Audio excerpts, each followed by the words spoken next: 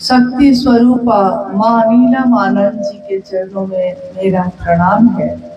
और लातेहार जिला के विभिन्न जगहों से आए हुए और आसपास के क्षेत्रों से आए हुए आप सभी गुरु भाई गुरु बहन जो आज इस बालू माथ के मैदान में उपस्थित हैं, आप सभी के चरणों में मेरा प्रणाम।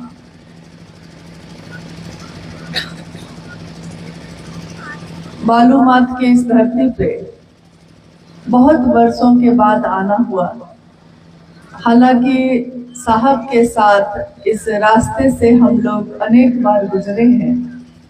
यहाँ के गुरु भाई गुरु बहनों से मुलाकात भी होती रही है हमेशा, लेकिन बहुत समय के बाद एक शिव गुरु महोत्सव का आयोजन हुआ है। हम सबों का सौभाग्य है कि आज हम सब इस स्थान पे उपस्थित हुए हैं, एक दूसरे से मिल रहे हैं। और सही है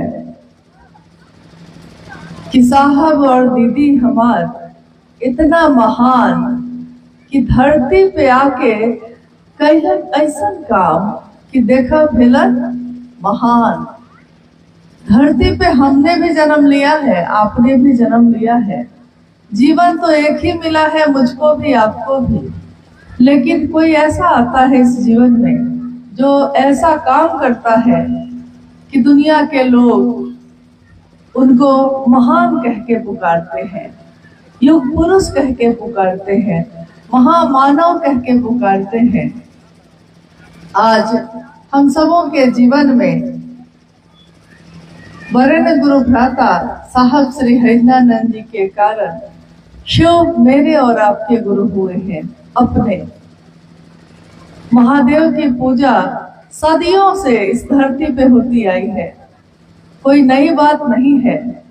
यहाँ तक कि जब मानव सभ्यता बहुत विकास नहीं की थी, यहाँ तक कि लोग कपड़े पहनना नहीं जानते थे, खाना बनाना नहीं जानते थे, पेड़ों के नीचे रहते थे, गुफाओं में रहते थे, उस समय भी शिवलिंग की पूजा करते थे, प्रकृति की पूजा करते थे। आज भी भारत ही एक ऐसा देश है जहां हम पेड़ की भी पूजा करते हैं, वृक्ष की भी पूजा करते हैं, धरती की पूजा कहते हैं और माँ कह के पुकारते हैं धरती को। हमारे घरों में जो जानवर होते हैं, हम उसमें भी माँ का रूप देखते हैं।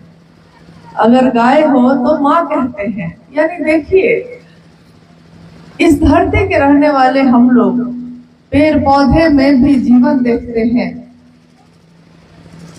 मिट्टी और पत्थर में भी जीवन देखते हैं।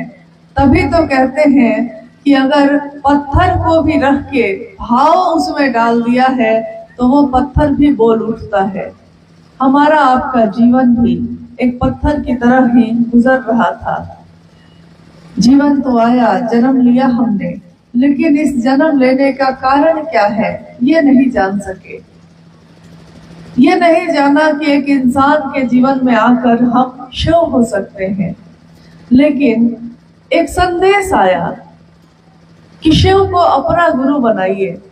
शिव आज भी गुरु है, आप भी अपना गुरु बनाइए।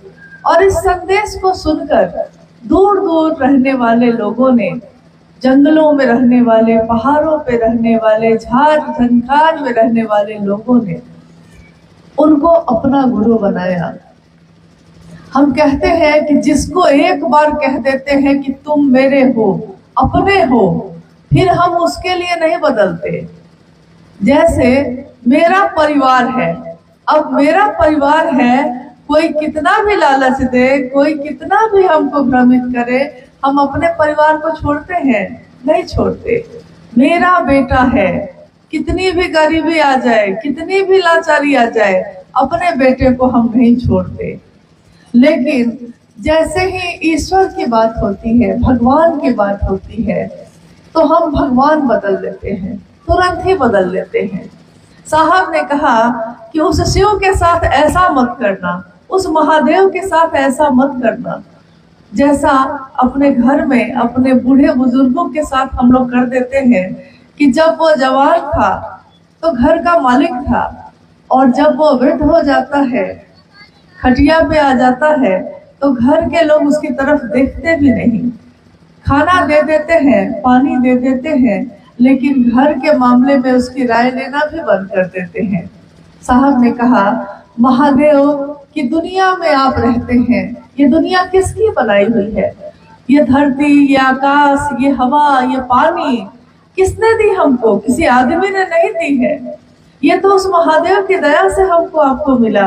महादेव की दुनिया में हम आप रहते हैं, लेकिन हमारी छोटी छोटी कुटिया जो है, हमारा छोटा छोटा घर है, उसमें महादेव रहते हैं कि नहीं?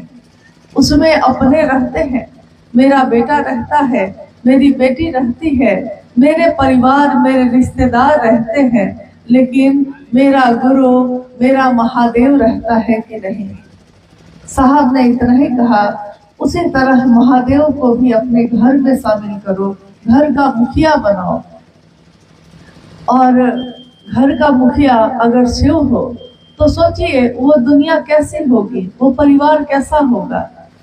तो हमारे पास चाहे और कुछ हो या ना हो, लेकिन महादेव तो सबसे सुंदर गुरु हैं जो हमको आपको मिल गए हैं। इस जीवन में मानव का जीवन है। हम सोचते हैं कि कोई बहुत अच्छा है, कोई बहुत खराब है।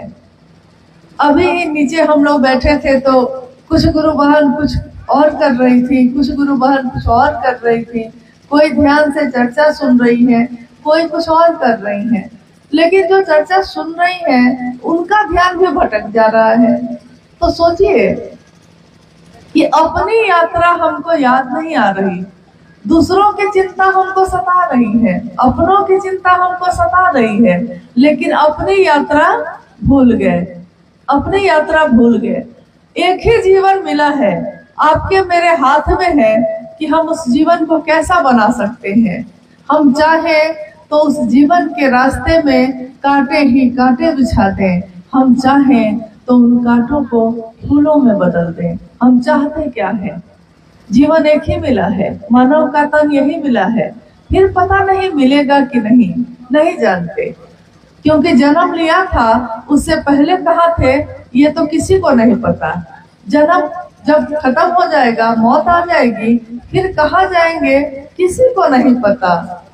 कहते हैं ना, इस पार प्रिय मैं हूँ तुम हो, उस पार न जाने क्या होगा। हम नहीं जानते कि जब मृत्यु होती है उसके बाद हम कहाँ जाते हैं। हाँ, ये विश्वास है कि महादेव के पास से आए हैं तो महादेव के पास ही तो जाएंगे, लेकिन महादेव को वापस लौट कर क्या मुंह दिखाएंगे कि आपने तो मुझको जन्म दिया था।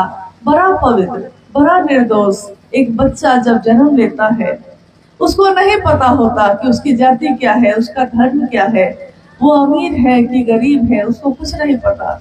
लेकिन जैसे जैसे वो बड़ा होता है, हम आप उसको समझाने लगते हैं, वो दूसरा है, ये अपने हैं। हम समझाते हैं, उस बच्चे को नहीं पता होता। हम बताते हैं कि हम किस जाति, हम किस धर्म के हैं। हम बताते हैं कि देखो वो अच्छा नहीं है या वो अच्छा है, लेकिन हम ये नहीं बताते उसको कि महादेव से जुड़ो। महादेव से जुड़ने वाला सबके लिए अच्छा सोचेगा। महादेव के बारे में कभी सुना है कि उन्होंने किसी का कल्याण नहीं किया हो? देवताओं का कल्याण भी अगर किया है तो राक्षसों का भी कल्याण किया है। इंसानों का अगर किया है तो नागलोक में रहने वाले जहर से भरे हुए नागों का भी कल्याण किया है। महादेव को तस्वीरों में हम लोग देखते हैं तो क्या महादेव ऐसे हैं? पता नहीं वो महादेव कैसे हैं, हम नहीं जानते। तव तत्त्वं न जानामि कीदृश्योऽसि महेश्वर। हे महादेव, आपके तत्व को हम नहीं जानते, आप कैसे हैं, आप क्या हैं, हम आपको देख नहीं पाते, हम आपके तत्व को जान नहीं पाते। लेकिन आप जो हैं, आप जैसे हैं, आपको हमारा बारंबार प्रणाम है। हम प्रणाम करते हैं, नहीं जानते कि वो कैसे हैं। हाँ, इतना जानते हैं कि इस जीवन में रास्ते चुनने का अधिकार आपको महादेव ने दिया है। आप अपने रास्ते को चुनते हैं। न्यूनतम व्यवस्था में रह के भी सुखी रहा जा सकता है, ये महादेव सिखाते हैं।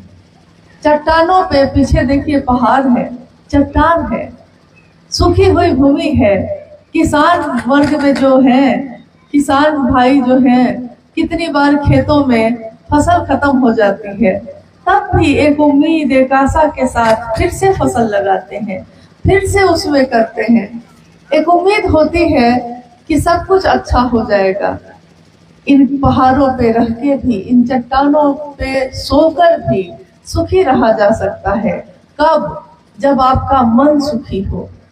मन ही शांत नहीं हुआ, मन ही सुखी नहीं हुआ, तो फिर पैसा भी रह के आप सुखी नहीं रह सकते।